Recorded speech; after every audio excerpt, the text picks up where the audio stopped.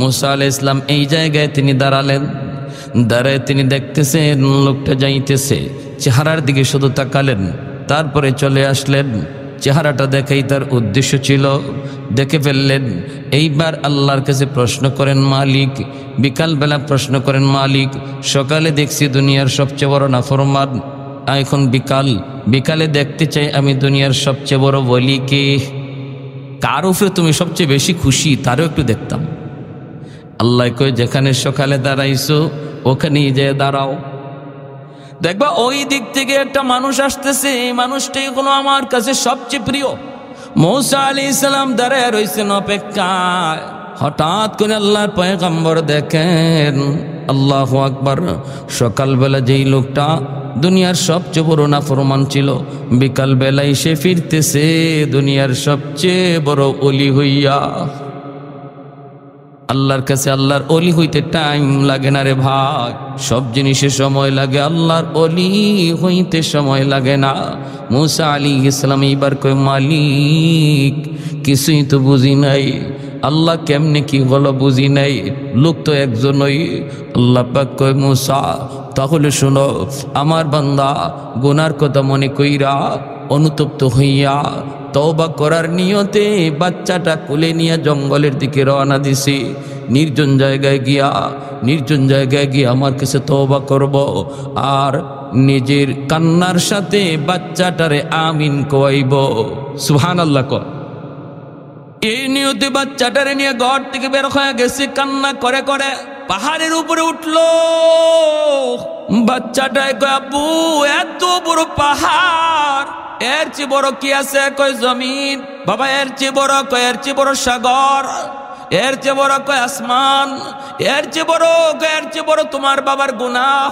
এই কথা কইয়েই কান্না শুরু করে দিছে রে। রব্বুল আলামিন কয় এখনো জমিনের মধ্যে আমার কিছু বান্দা বান্দি আছি, বৃদ্ধ বান্দা বান্দি, চুল দাড়ি তার সাদা হয়ে গেছে, কোমরে তার ব্যথা, হাঁটুতে জয়েন্টে ব্যথা, রুকু করতে কষ্ট হয়, সেজদা দিতে তার কষ্ট হয়। এরপর আমার বান্দা কষ্ট করে করে আমি আল্লাহর কদমে সেজদা দেয়, চারে বৈশা নামাজ পড়ে না, কষ্ট করো আমাকে কুদরতি কদমে সেজদা দে। তার সেজদার দিকে তাকাইলে জমিনের প্রতি আমার মায়া লেগে যায়। আল্লাহ পাক বলে এখনো জমিনে এমন কিছু যুবক আছে যে যুবক যৌবনের পাগলামি করে না, যেই যুবক যৌবনের পাগলামি করে না, যৌবনে সে আমাকে ডরায়, যৌবনে সে আমার ভয় অন্তরে রাখে, অন্তরের ভিতরে আমি আল্লাহর ভালোবাসা, অন্তরের ভিতরে আমি আল্লাহর মহব্বত, আমার রসুলের ভালোবাসা। না দুনিয়ার নাপাক ভালোবাসা অন্তরে জন্ম দেয় না, দুনিয়ার নাপাক পচা গান্দা ভালোবাসা তার অন্তরে নাই, তার অন্তরে আমি আল্লাহর পাক পবিত্র ভালোবাসা। ওই যুবকের কলিজার দিকে তাকাইল, আমি আল্লাহ জমিনের প্রতি আমার মায়া লেগে যায়। আল্লাহ বলেন আরেকটা শ্রেণী হলো প্রতিটা ঘরে ঘরে কিছু শিশু বাচ্চা আছে, অবুঝ বাচ্চাগুলি, এদের উপরে শরীয়তের বিধান নাই। ওয়াল আতফালু রুদ্দা, আল্লাহ বলে অবুঝ বাচ্চাগুলির উপরে শরীয়তের বিধান নাই, হালাল হারাম নাই, জায়েজ না জায়েজ নাই। বাচ্চাটার উপরে রমজানের রোজা ফরজ না, বাচ্চাটার উপরে রমজান নামাজ ফরজ না। যখনই জমিনে আযাব আর গজব নামে, এই আযাব গজব আসতেছে তার বাপের গুনার কারণে, আযাব গজব আসতেছে তার মার গুনার কারণে। বাচ্চাটার কোনো অপরাধ নাই, কিন্তু গজবের ভিতরে বাপ মার সাথে বাচ্চাটাও গজবে পুইরা যায়, অথচ ওর কোনো দোষ নাই।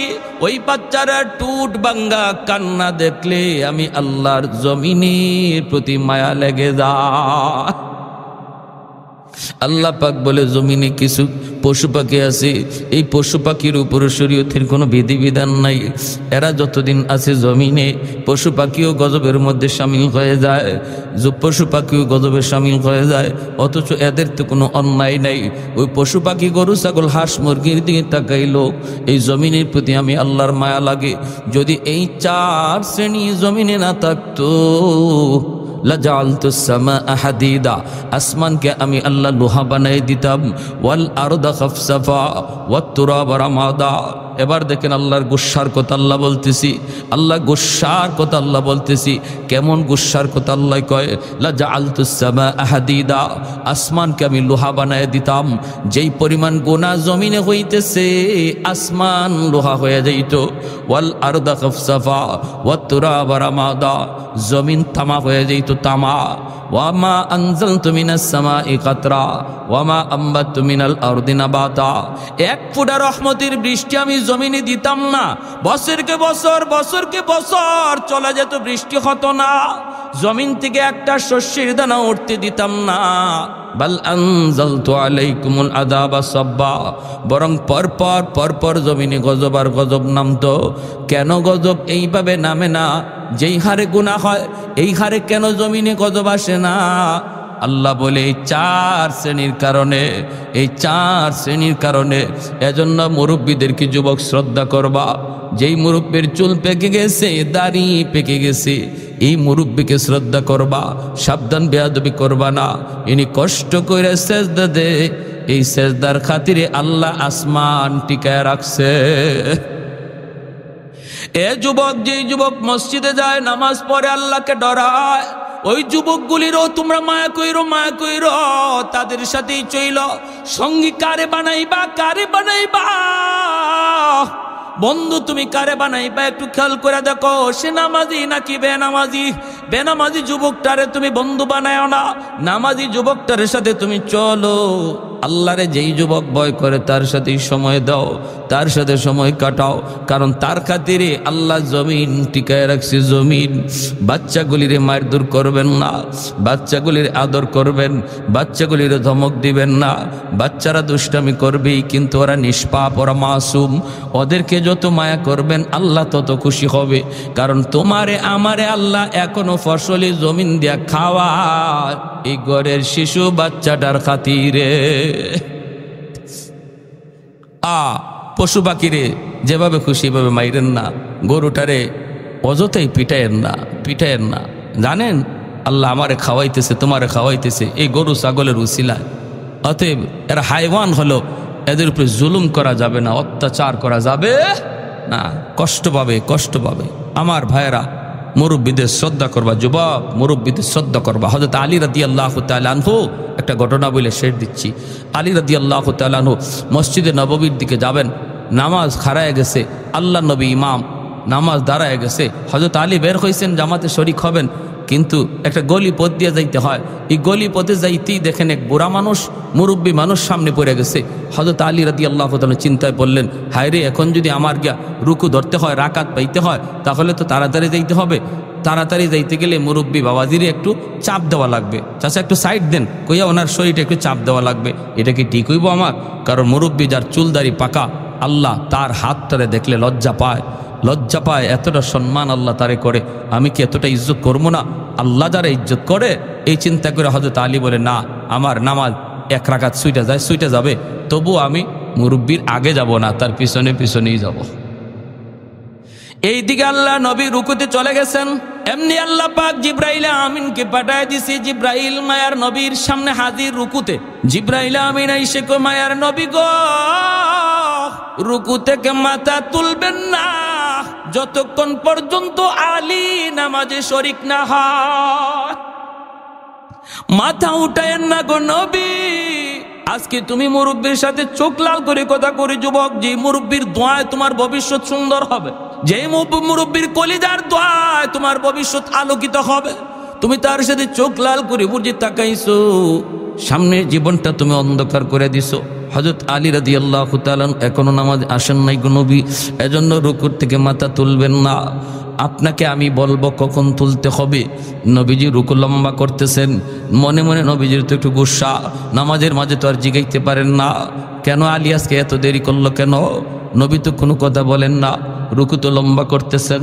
আলী রাদিয়াল্লাহু তাআলা আনহু নামাজে এসে শরীক হইছেন, রুকুতে পাইছেন মায়ার নবীরে, এক রাকাতও ছুটছে না। মায়ার নবীকে আর হযরত জিব্রাইল কয়, নবী গো, এইবার আপনি মাথা তুলেন। নামাজ শেষ হওয়ার পর আল্লাহর নবী ডাক দিলেন, আলী এদিকে আসো, আজকে নামাজে এত আসতে দেরি হলো কেন? হযরত আলী বলেন, ইয়া রাসূলুল্লাহ, কই দেরি হইছে, আমি তো রাকাত পাইছি। আল্লাহ নবী কয় রাকাত কেমনে পাইছো, হুশ নাই তোমার? আমারে জিব্রাইল রুকুর মধ্যে আটকায় রাখছে তোমার রাকাত পাওয়ার জন্য। সুবহানাল্লাহ। কি হইছে রে আলী, কি হইছে কৌতো দেখি, ঘটনা কি? এত মায়া করলো আজকে তোমারে আল্লাহ, তোমার রাকাত পাওয়াইবার জন্য আল্লাহ আমারে রুকুর মধ্যে দাঁড় করে রাখছে। হযরত আলী বলে, ইয়া রাসূলুল্লাহ এই কাম করতে গেছে? বলে জি। কি হয়েছে কি?